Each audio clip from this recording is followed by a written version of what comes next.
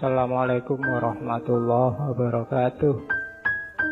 Syekh Siti Jenar, tokoh yang kontroversial. Dulu saya pernah ngomong panjang lebar tentang beliau, riwayat hidupnya, asal-usulnya, sekaligus kontroversinya. Oke, sekarang ke sini. Ini dari serat Siti Jenar. Ini juga disalahpahami. Ada yang bilang gara-gara ini dianggap pengikutnya saya Siti Jenar itu tidak sholat, tidak Jumatan. Ada muridnya namanya Kilontang. Katanya Kilontang bersujud-sujud tiap hari Jumat di masjid, menyembah kesunyian, kesenyapan, kekosongan. Itulah yang kalian lakukan.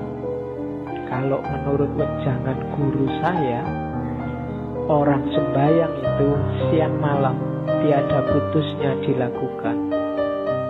Hai Bonang, ini karena yang interogasi Sunan Bonang.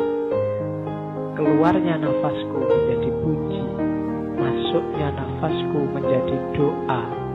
Karena tutur penglihatan dan pendengaran disuruh melepaskan dari angan-angan. Jadi kalau kamu sholat masih mengiaskan kelanggengan dalam alam kematian ini, maka sesungguhnya kamu ini kafir. Katanya Kilontang, yang pertama, kita sholat itu seringkali hanya olahraga. Itu yang dimaksud menyembah kekosongan, kesunyian, gak ada apa-apa, gak ada efeknya. Itu loh yang disembah sopo. Fisiknya aja kadang juga tidak terlalu serius. Ada yang cowopetnya ngalah-ngalahi pesawat mau take off. Oh ya, kalau Ramadan nanti ada yang terawihnya cepetnya luar biasa. Nah, itu ngapain? Kita sholat kan sedang berkomunikasi loh dengan yang paling maha puncak, Allah yang tiap hari merindukan kita. Sedang berhadapan-hadapan itu kok kelihatan kita tidak kerasan sekali. Allah Akbar. Yang kita sembah itu apa? Berapa persen Allah hadir bahkan dalam sholat kita? Jadi itu yang bahasanya Kilontang, menyembah kekosongan. Kalimat lainnya, sholat tanpa memahami hakikatnya seperti menyembah bumbung. Bumbung itu kan bambu itu loh. Ya memang luarnya sih kelihatan kuku, tapi dalamnya kosong. Hatinya kayu, batang kangkung. Batang kangkung kan juga dalamnya kosong. Kosong melompong, hampa dampa, kolong angin. Bahasanya Kilontang. Jadi tidaklah sholat itu tidak begitu. Kalau hanya olahraga, kita sedang nyembah bumbung kosong. Tidak ada nilainya. Iya sih luarnya kelihatan ada, tapi dalamnya tidak ada apa-apanya. Dapatnya cuma capek. Kalau puasa dapatnya lapar. Kalau guruku, katanya Kilontang, tiap detik kehidupannya adalah sholat. Para wali itu justru mereka yang maniak ibadah, maniak syariat, tapi tidak berhenti di syariat. Syariat itu hanya wadahnya, lantarannya untuk naik ke wilayah yang lebih tinggi, dan puncaknya adalah bertemu dengan Allah. Terus ada lagi sindiran, sholat yang mencuri. Apa sih sholat yang mencuri? Di serat Siti Jenar, pada waktu saya sholat, budi saya mencuri.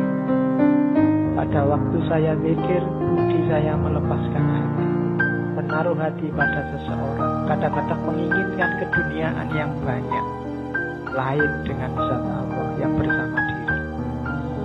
Jadi sholat dan semua amal ibadah itu kan semacam permintaan Allah untuk kita lakukan. Harusnya demi Allah.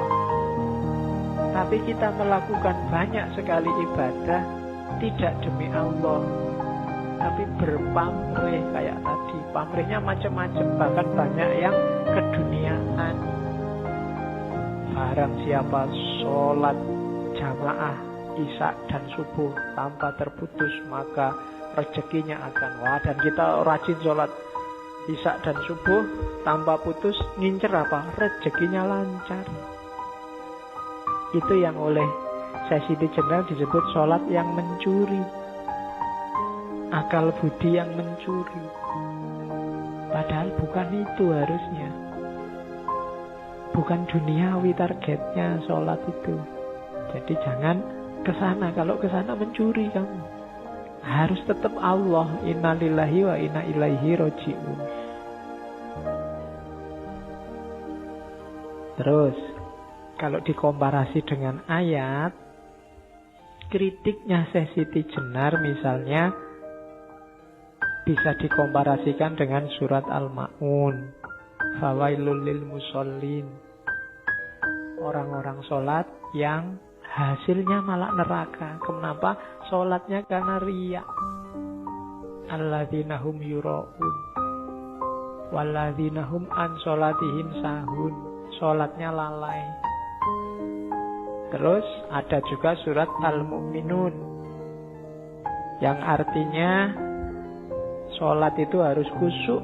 Khusyuk itu yang pertama menghindarkan diri dari hal-hal yang sia-sia dan tidak menyia-nyiakan waktu serta tempat. Yang kedua menunaikan zakat. Yang ketiga menjaga kehormatan diri. Yang keempat menepati janji dan seterusnya. Jadi semua yang diomongkan Siti Jenar itu, ini kan karena banyak yang kritik, dianggapnya Siti Jenar itu ngarang, tidak ngerti syariat, tidak pernah ngaji. Tidak mungkin. Kalau dilihat dari silsilahnya beliau masih ada garis keturunan sampai ke Nabi. Cuma cara beliau menyampaikan melihat situasi saat itu. Terakhir, ini tentang puasa. Katanya Siti Jenar, yo poso yo iya. Poso itu hasilnya apa? Kemampuan untuk melaparkan diri, ngelakoni weteng kudu luwe. Maksudnya apa?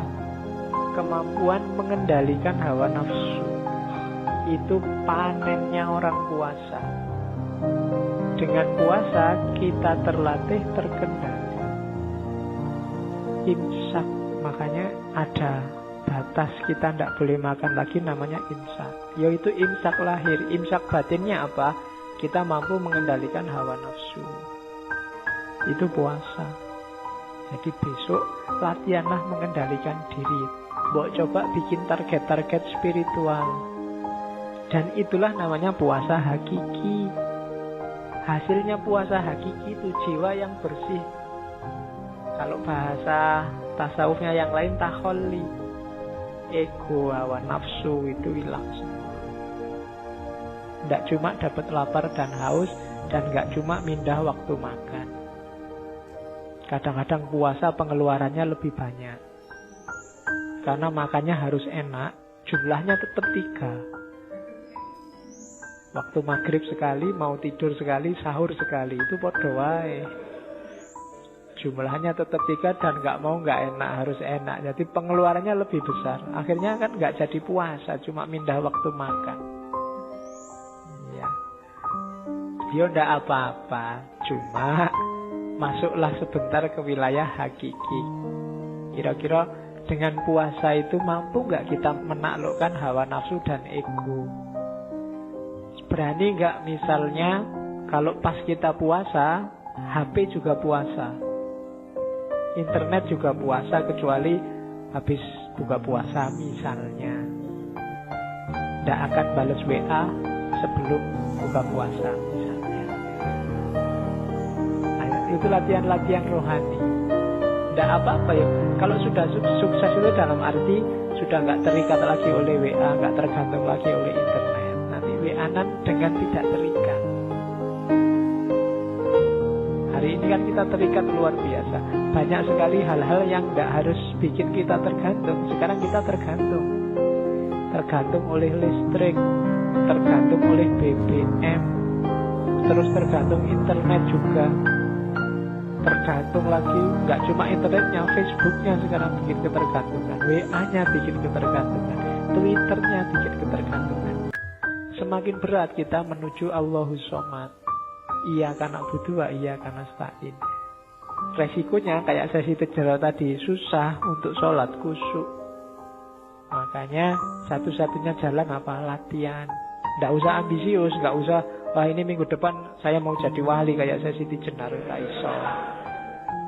Ya pelan-pelan, dikit-dikit, ditaklukkan pelan-pelan. Nafsu itu triknya di situ. Yang ambisius biasanya akhirnya malah kalah. Pelan-pelan, taklukkan pelan-pelan. Karena jiwa kita itu butuh pembiasaan. Kalau sudah terbiasa lebih gampang. Kalau drastis agak susah. Maka pelan-pelan ya. Kalau sholat kita hari ini Allah hanya 5% mewarnai, ya besok ditambah jadi 6%. Kalau kemarin ingat Allah itu awalnya saja Pak, pas Allahu Akbar, setelah itu lupa, ya nanti ditambah Allahu Akbar sampai Fatihah, ingat. Setelah itu agak lupa. Latihan kecil-kecil gini lama-lama jiwaku terbiasa. Itu yang perlu ditempuh. Oke, itu dulu ya Syekh Siti Jenar.